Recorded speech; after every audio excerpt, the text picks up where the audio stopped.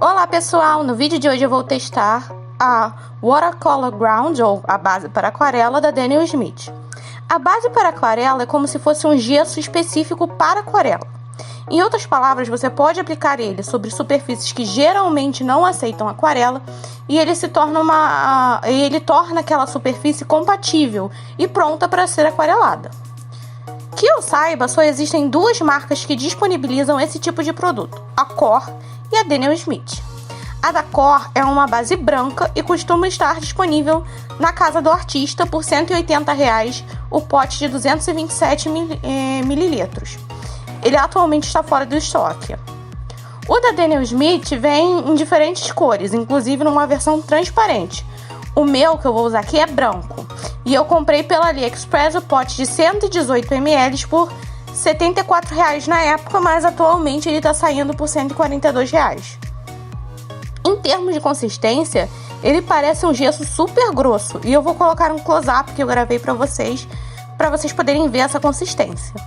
Segundo a embalagem, a base cria uma superfície pintável para a aquarela e pode ser usado em superfícies absorventes como tela ou papel, sem pré-preparação alguma, mas em superfícies não absorventes, você precisa preparar elas antes abrasionando, você precisa sempre abrasioná-las antes.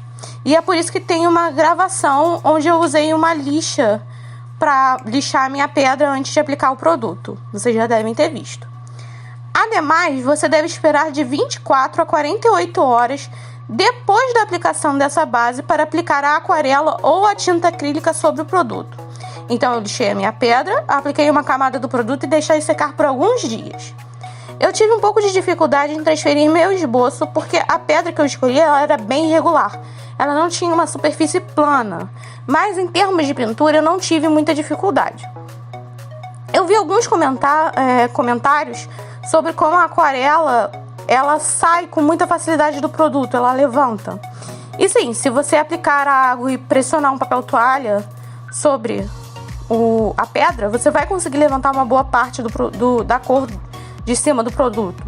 Mas com um pouco de delicadeza eu consegui tanto levantar a cor quando eu precisava, quanto criar camadas de cor uma sobre a outra sem reativar o que estava embaixo. Então eu consegui fazer camadas mesmo assim, eu não tive dificuldade em criar camadas para chegar à cor que eu queria. Eu tive um pouquinho de dificuldade em algumas áreas em fazer a aquarela adentrar nos poros da textura da pedra, em áreas como os cílios, onde eu usei a tinta um pouco mais grossa. Mas tirando isso, eu gostei bastante da experiência.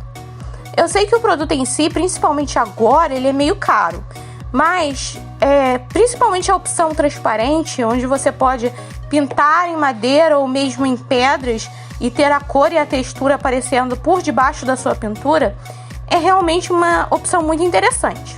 Então, se você já tem um kit de aquarela profissional e já está procurando algo mais especial e fora do comum, esse produto pode ser uma novidade que você queira conferir, já que ele te abre um leque de possibilidades em termos de superfícies, onde você pode aplicar a sua arte em termos de aquarela.